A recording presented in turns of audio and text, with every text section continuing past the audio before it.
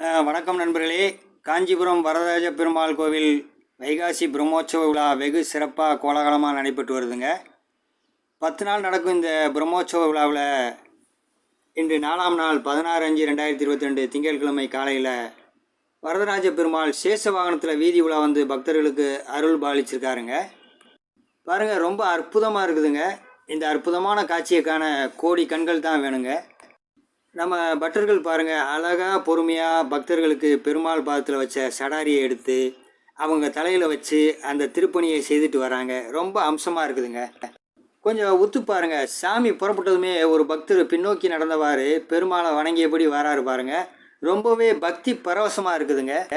அதுக்கு மேலே நம்ம சீர்பாதங்கள் பெருமாளை தூக்கி வர ஸ்டைலே தனியாக இருக்குதுங்க.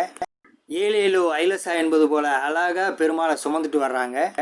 அவங்க இந்த அக்னி நட்சத்திர வெயிலில் வெறும் காலில் எவ்வளவு அழகாக உற்சாகமாக பெருமாளை சுமந்து வர்றாங்க பாருங்கள். சீர்பாதங்க கால்களை பாருங்கள், ஓடி ஓடி உழைக்கிறாங்க.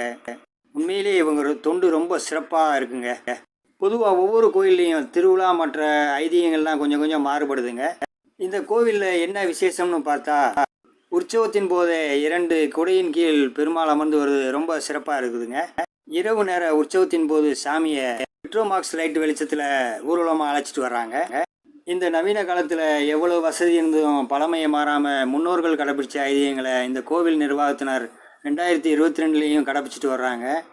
நண்பர்களே, தொடர்ந்து எங்கள் சேனலை பாருங்கள். நல்ல வீடியோக்கள் உங்களுக்கு தர இருக்கும். நன்றி, வணக்கம். நண்பர்களே, இந்த வீடியோ உங்களுக்கு பிடிச்சிருந்தா கமெண்ட் பண்ணுங்கள், லைக் பண்ணுங்கள், உங்கள் நண்பர்களுக்கு ஷேர் பண்ணுங்கள். பெல் பட்டன் அழுத்தி சப்ஸ்கிரைப் பண்ணி பாருங்கள். நன்றி, வணக்கம்.